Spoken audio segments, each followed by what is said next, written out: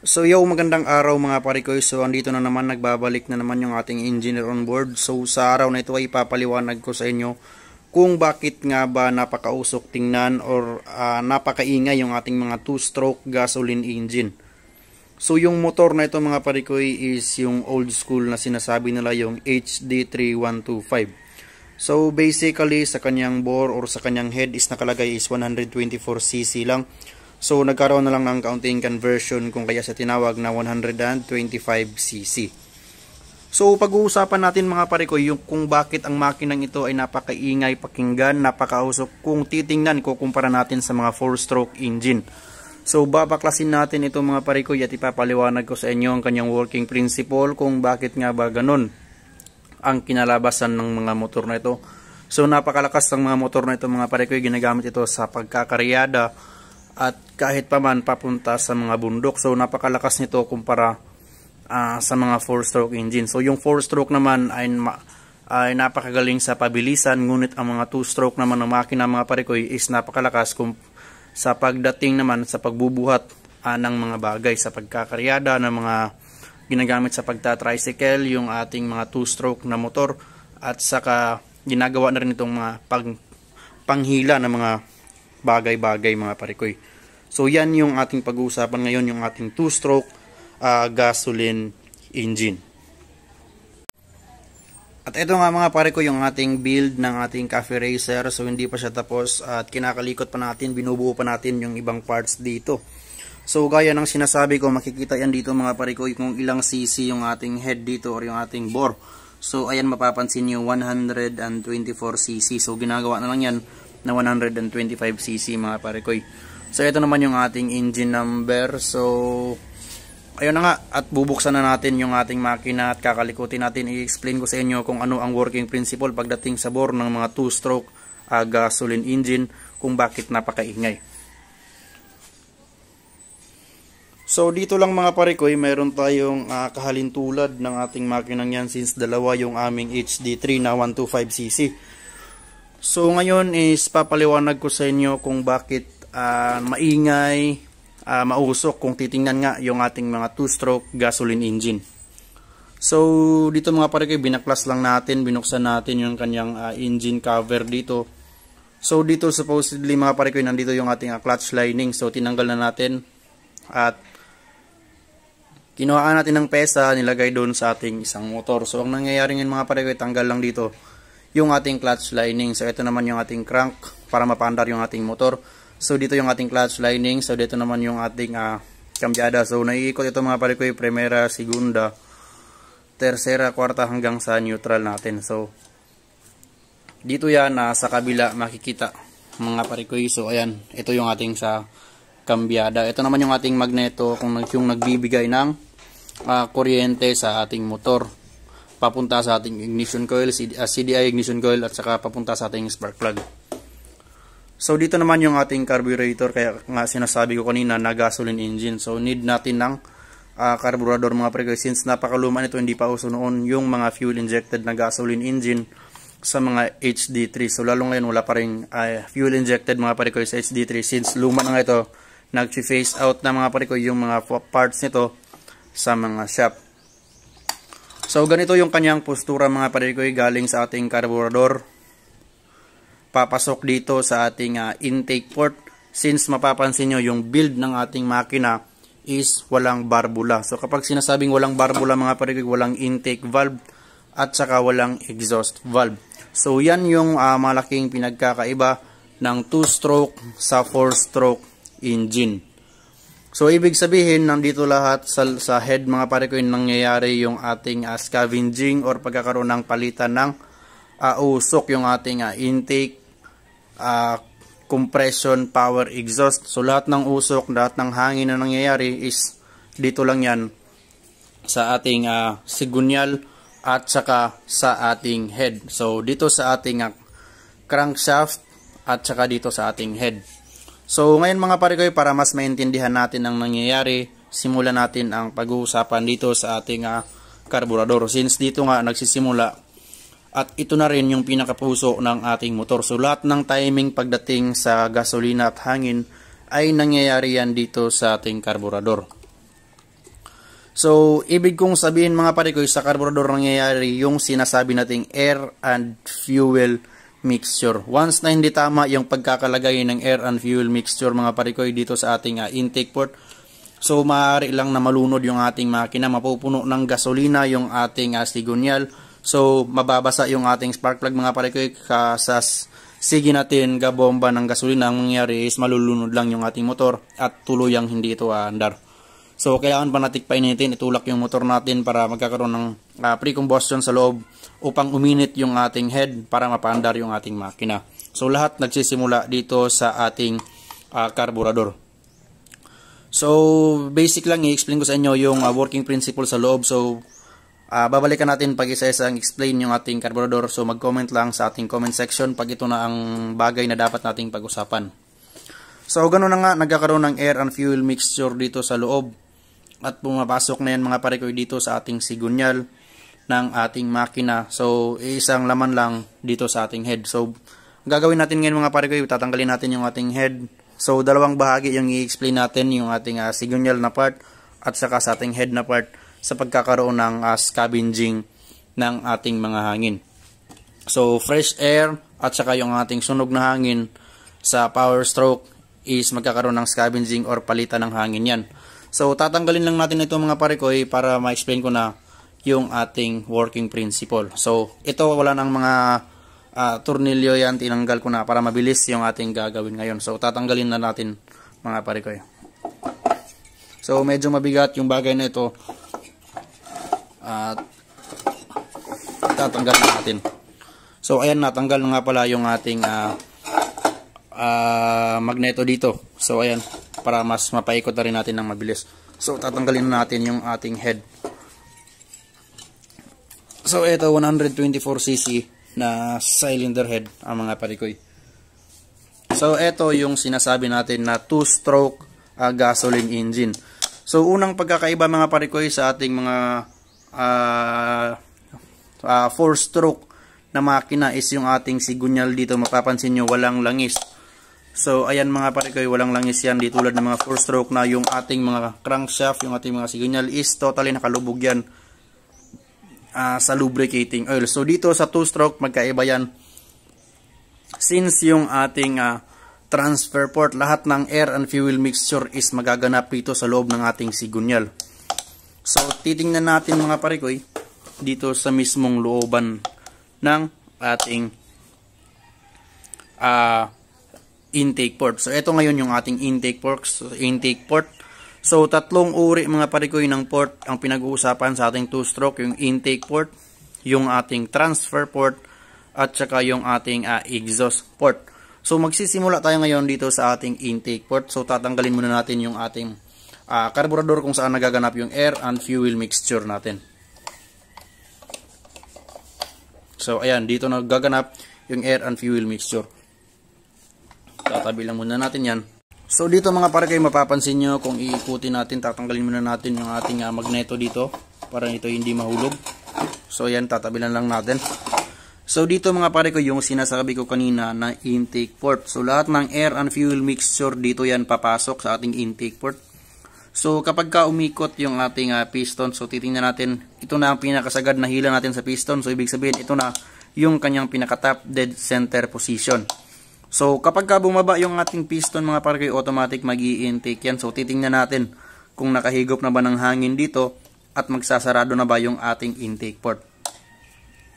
So, once na pababa na yung ating piston mga pare kayo, kung mapapansin nyo, yan, ang bagay na yan mga pare kayo, yung taga-sara at taga-bukas ng ating intake port. So, kapag ka pababa na yung ating piston, ibig sabihin, nakakuha na ng supply dahil nga sa vacuum na sinasabi natin. So, explain ko yan mamaya. So, dito mga pare kayo, nakapasok na yung air and fuel mixture natin. So, pagkakababa ng piston, magsasarado yan. Ibig sabihin, yung buong bagay mga pare kayo dito sa loob ng ating sigunyal na part, sa ating crankshaft, is nilalaman yan yung ating air and fuel mixture. So, isa pa mga pare kayo kung bakit mausok yung ating mga 2-stroke na motor.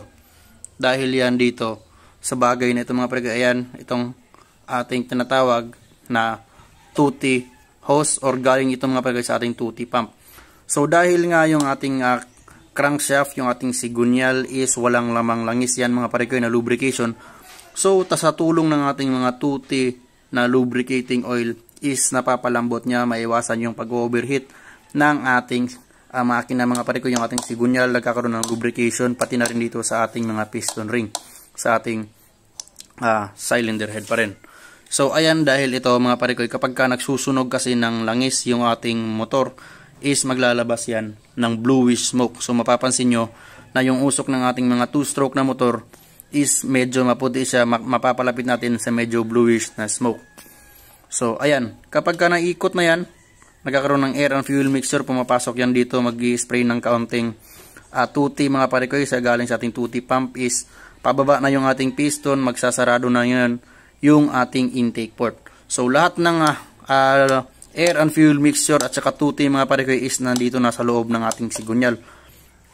So dahil straight yan mga pare ko, pagbaba ng ating piston, pag ganyan, ibig sabihin nasasarado mga pare ko yung buong sigunyal na part mga pare ko, at kapag bumaba pa ng tuluyan ng ating piston is naiipit yung ating air and fuel mixture sa ilalim dito mga pare ko, dito sa loob na ito. So pagbaba niyan, ganyan naiipit yung ating air and fuel mixture sa loob. Ibig sabihin lahat ng air and fuel mixture is itutulak niya sa lahat na bahagi ito mga pare ko, yung tatlong bahagi na yan na tinatawag naman natin na transfer port. So ibig sabihin, ang nandito mga pare ko is yung ating intake port at saka yung ating transfer port. So pagkababa ng piston, lahat ng hangin, air and fuel mixture na iipit, itutulak pataas ating transfer port. So dito na ngayon papasok mga pare ko yung ating cylinder head. So ayan. So ganyan yung ating gagawin since ganyan yung kanyang posisyon. So tatlong transfer port mga pare ko, isa, dalawa, tatlo. So dito yan nakapares din yan sa tatlong transfer port natin. So pagkababa ng ating piston, lahat ng air and fuel mixture natutulak pataas. So ganyan yung kanyang posisyon mga pare ko. Ganyan. So ibig sabihin, kung tutumba lang natin, lahat ng mixture na yan is papasok yan dito.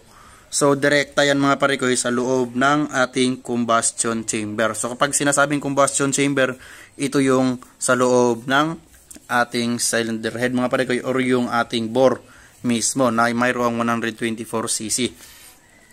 So papasok dito yung ating air and fuel mixture, tatlong bahagi ng ating tinatawag na transfer port. So kapag aakyat na naman mga pare ko yung ating piston dito, ayan, aakyat na siya, ibig sabihin dito na yan mag-slide dito mga pare ko yung ating piston ring. Ibig sabihin masasarado niya dito yung tatlong transfer port. So ganyan mga pare ko, at magkakaroon na nga ng pagtulak pataas hanggang sa dulo ng ating butas ng ating spark plug. So ganyan mga pare ko, pagkakatulak niya, boom, magpipitik dito yung ating spark plug. Ibig sabihin may air and fuel mixture dito sa loob, may tuti na lubrication. Pag ganyan, pagdating sa kanyang top dead center, mag-spark yung ating spark plug doon, at saka masusunog yung ating mixture kung kaya nangyayari yung ating combustion process.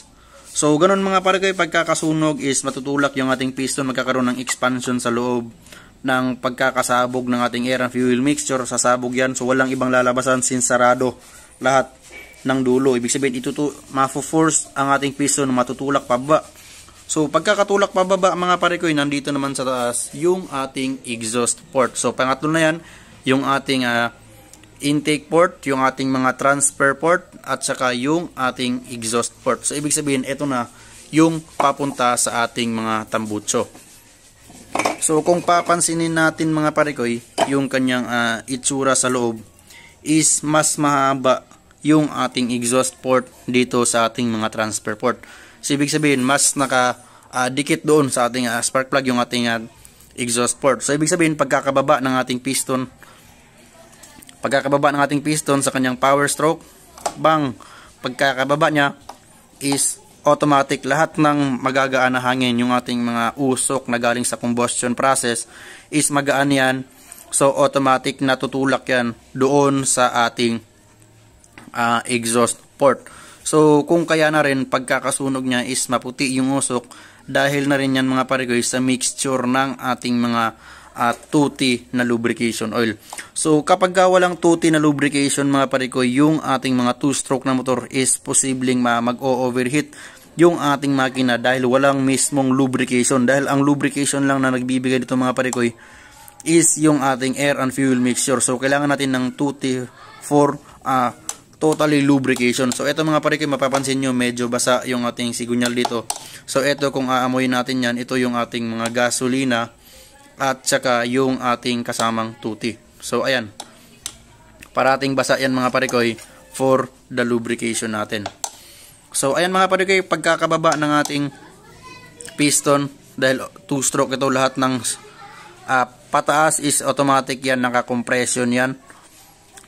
At yan na rin yung nag-i-exhaust natin mga parikoy. So lahat rin ng pababa natin is yung ating intake at saka power. So sabayan mga parikoy, gaya ng sinasabi ko kanina, from top dead center, automatic sasabog yan, nagpa-power yan. So kapag ka nag-power yan, tutulak yung piston pababa, kasabay na rin mga parikoy yung kanyang intake stroke. So ibig sabihin, 4 na stroke yan, ginawang dalawa-dalawa lang para mabuo yung ating 2-stroke engine. So lahat ng pababa galing sa power stroke, automatic pagbaba niya, kasabay ng ginagawa dito yung ating intake dahil humihigop na siya ng air and fuel mixture at magsasarado na yung ating transfer, yung ating intake port.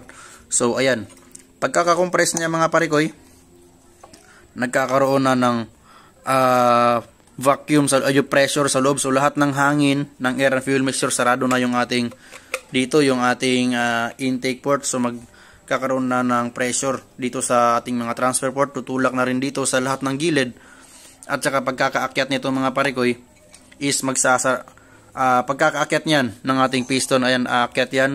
So ibig sabihin magkakaroon pa ng pagtulak dito. So mangyayari na yung ating scavenging. So dito mga parikoy, galing sa taas yung ating piston, pagkakababa niya is mayroon pa yung usok. So pagkakaakyat ng ating piston mga parikoy, ibig sabihin may air and fuel mixture, mabasa-basa yan mga parikoy, ibig sabihin mabigat yung kanyang timbang dito kumpara sa mga sunog na usok sa ating power strokes. Ibig sabihin pagkakatulak ng ating piston pataas is mas nauunang maitutulak mga parikoy yung ating sunog na mga combustion materials. Yun nga yung usok. So, ibig sabihin lahat ng paakyat mga parikoy is may dala itong air and fuel mixture, kasama na rin yung paglalabas dito ng usok sa ating exhaust port. So ganyan lang yung ating working principle ng ating 2-stroke gasoline engine. So ganun pa rin mga parikoy, iba't ibang cc, iba't ibang cc ng makina yung ating cylinder head. Basta sinasabing 2-stroke mga parikoy, ganito lang yung kanyang working principle. 3 port lang, intake port, transfer port, at saka yung ating exhaust port na labasan ng usok. So yan lang muna yung ating pag-uusapan ngayon mga parikoy, yung working principle ng ating 2-stroke gasoline engine, kung bakit iyon ay maingay. So dahil maingay mga parikoy, dahil nga sa sinasabi ko na bawat baba ng ating piston mga parikoy is mayroon niyang dinadala na power strokes. Ibig sabihin, bawat bagsak ng piston na ito mga parikoy is mayroon niyang power stroke or power motion or combustion process. Kaya sa bawat galaw is nagkakaroon ng ingay dahil sa combustion process. Unlike naman sa mga 4-stroke na gasoline engine. So ayan mga parikoy, 4-stroke na gasoline engine, kung mapapansin nyo is 4 na stroke yan bago pa magkakaroon ng power intake, compression, power exhaust, intake, compression, power. So dito yan nagbibigay ng ingay mga parikoy sa ating power stroke, yung mga ganyan 4-stroke na makina. So ito naman sa mga 2-stroke, dahil dala-dalawa mga parikoy, sabay-sabay ang stroke niyan. So bawat akyat galing sa top dead center, bawat baba is intake tsaka power, sabay yan. Bawat akyat naman magkasabay yung ating compression at saka exhaust. So sabay lang yung working principle ng ating mga 2-stroke gasoline engine. So maraming salamat sa panonood nyo mga parikoy. Kung mayroon kayong dagdag kaalaman, disclaimer lang, hindi ako mismo na magaling sa mga bagay nito, ngunit meron tayong counting idea na handang ibahagi sa iba. So kung may iba pa kayong mas maliwanag na pagpapaliwanag mga parikoy is i-comment nyo na lang sa ating comment section para mas maintindihan pa ng ating mga taga-subaybay. So maraming salamat sa inyo mga parikoy. And as always, peace.